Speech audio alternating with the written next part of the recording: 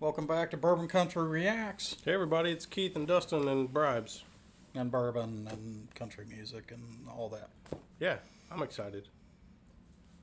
I am excited for two things. One, we got a barrel bourbon.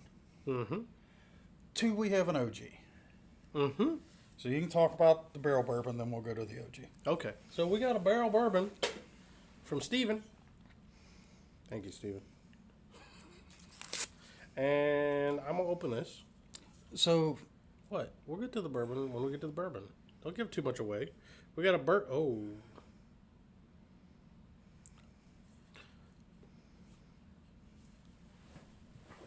I feel like, what are you doing? No. Get your ass back here. Yeah, I'll talk about this when we get to the bourbon. Okay, apparently I should be really excited about the bourbon.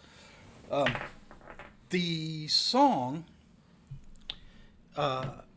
is an OG. It's George Jones. You got one drop out of there. It went on my leg, but you got one drop. I didn't want to water down your bourbon. You're welcome. So, we have an OG, George Jones. Stephen has requested an OG. The song is called White Lightning. Have you heard this? Me either. I don't. The only George Jones I've heard, I'm pretty sure I've heard on this channel, because you guys have, recommended we check it out. Well, and Steven had requested this song with a different bottle, and I missed it. But I don't think he's going to be mad about it. I kind of doubt it. He wanted it with the designer dram bottle. Yeah, but we did that with probably a better choice, I think. Yeah, well, unintentionally. Yeah. Right? All right, yeah, we didn't consciously do that. It was a mistake. But checking out George Jones' White Lightning. White Lightning. Let's And get it says 59 after this, so maybe this was recorded in 1959. That'd be kind of neat. Do they have cameras? Yeah, and they look like that. Well, in North Carolina, way back in the hills, lived my old pappy, and he had him a still. He brewed white lightning till the sun went down, and he'd fill him a jug and he'd pass it around. Mighty, mighty pleasing, pappy's gone. Shh, white lightning. Well, the G-men in the revenues too, searching for a place where he made his brew. They were looking for the monkey, but my pappy never grew. Shh, white lightning.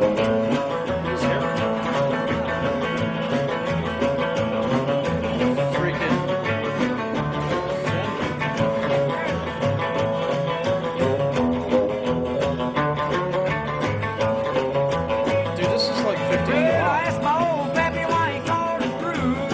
Why the lightning instead of Mountain Dew? I took a little sip and right away I knew that my eye bugged out and my face turned blue. Lightning started flashing, thunder started crashing. Shh, white lightning. Well, the G-men revenues too, searching for a place where he made his brew. They were looking, trying to monkey, but my pappy never knew. Shh, white lightning.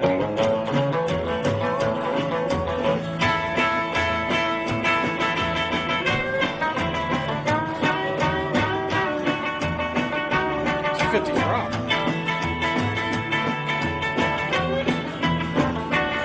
Well, the city slicker came and he said, I'm tough. I think I want to taste that horrible stuff. He took one slug and he drank it on down, and I heard him a moaning as he hit the ground. Mighty, mighty pleasing, your Baptist horns. They just have those X's on the jug, right? Ooh, white lightning.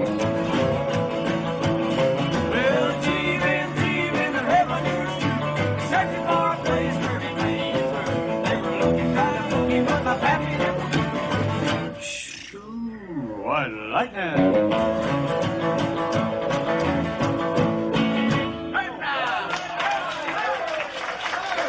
Oh, that's great. That's what I call a real lip smacker, George. Thank you. A lip smacker. It's a knee slapper. That was a rock song. That was a 50s rock song.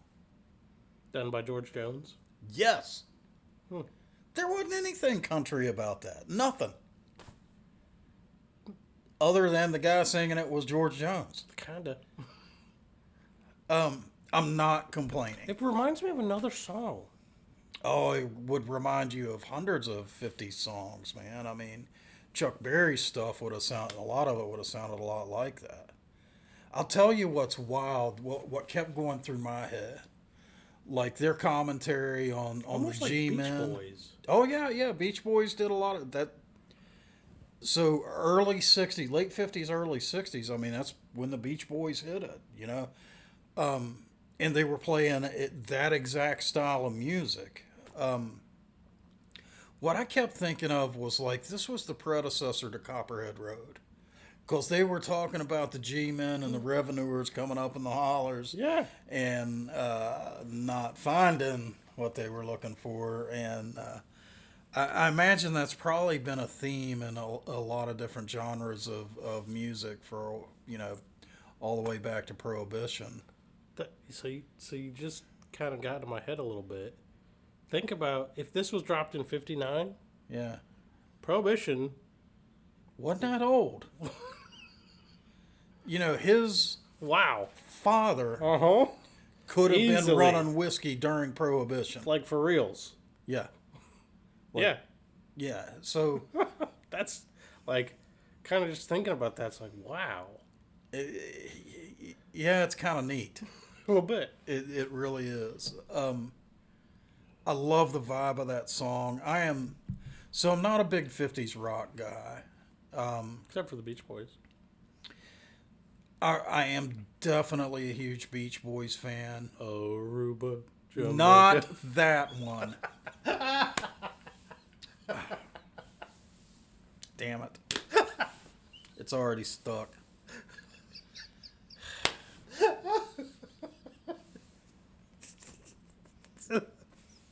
So, my rock tastes tend to kick off about like the late 60s and then go all the way through the modern era. But I absolutely appreciate the founders of rock and roll. Yeah. And this is a founders of rock and roll. There's a technique the guitar player was running. You're basically playing on the fifths, which is your average heavy metal power chord. That's all fifths, right? So the interval between the notes, not to get too nerdy, there's 5.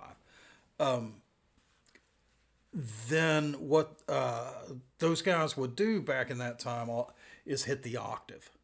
So da na na na na na na na, and that nana, the higher one, that's them slamming a finger down an octave above the root note. Sorry for nerding out on you guys, but that guitar technique was really, really popular in the 50s. And Through the 60s a little bit. it kind of fell out of favor.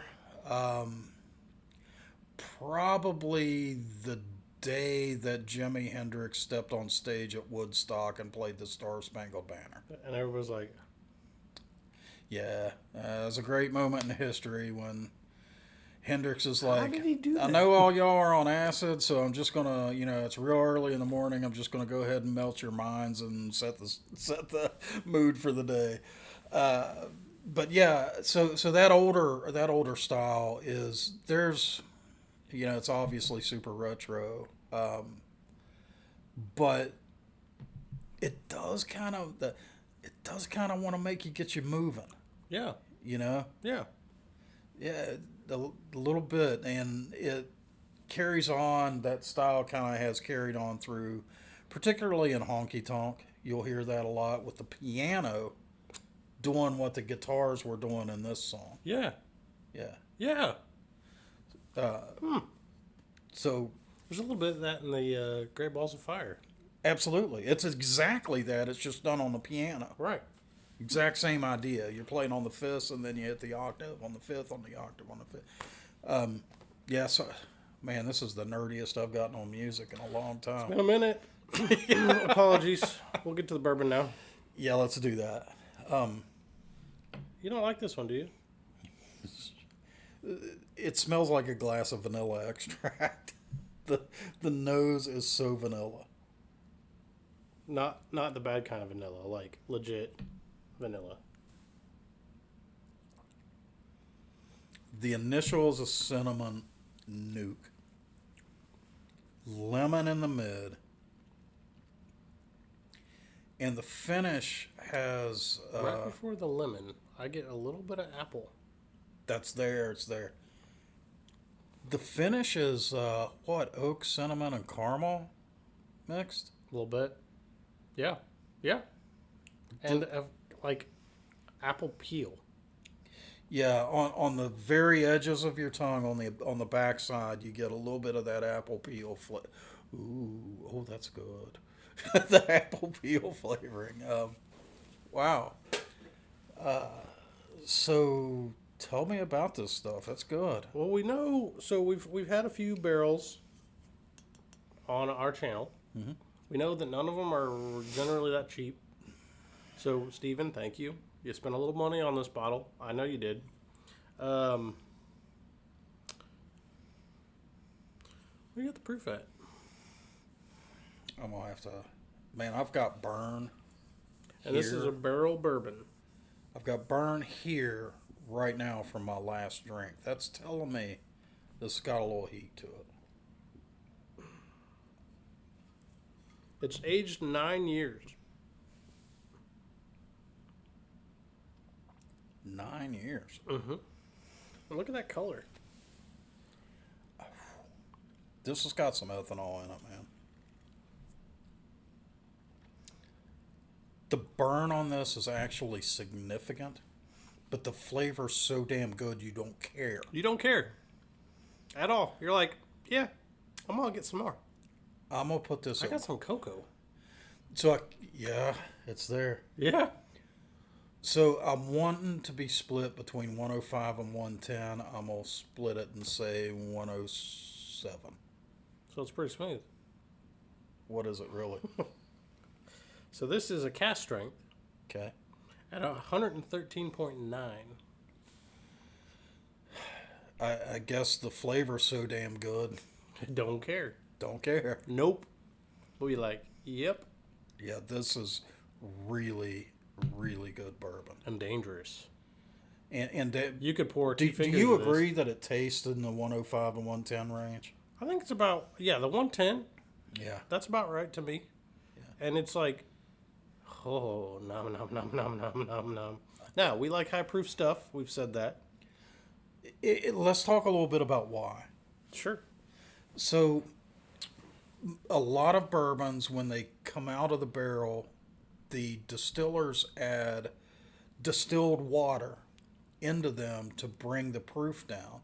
Now, it's not so much really about bringing the proof down. It's about getting more bottles out of a barrel because some of that Sure. content is water, right? Right. What that does is, yes, it absolutely makes a smoother drink. It can. But it also, while it's diluting the ethanol, it's diluting The the flavors. flavor. Yeah, and some distilleries do it really well. Like, they'll get it down to 90 proof and it'll still be delicious. It's true. So, Dustin and I think, probably 2-3 years ago, came to a conclusion that we prefer barrel proof because the flavors are not watered down and they're so much more intense. You know what I think did it for me? What was that? The Elijah Craig Barrel Proof.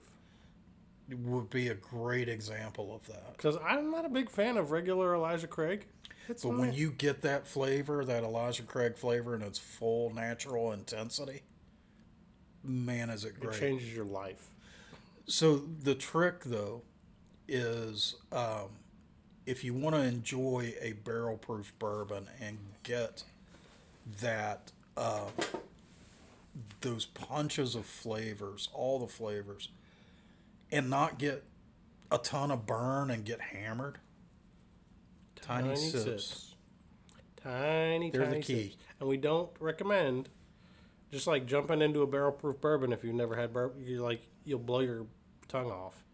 You It's will. good. You It won't takes some- enjoy it. Yeah, you'll be like, "What the hell are these guys talking about? This is gross." It burns so much I don't want to drink it, right? Your wife's face. Yeah, she makes the face. Ah, it's just pain. It's just nothing but pain. Tiny sips alleviate that. True, that helps. Yeah, so Cool tune. I don't think it was a country song. It was a cool George tune, Jones. though. Had to be country. George Jones. Obviously. Outstanding bottle. Yep. And guys, if you enjoyed this video, give us a like. Go ahead and subscribe to the channel. Drop down in the comments. Tell us what country songs we need to check out. Tell us what North American whiskeys we should go and try. Yeah. Till next time, guys. See ya.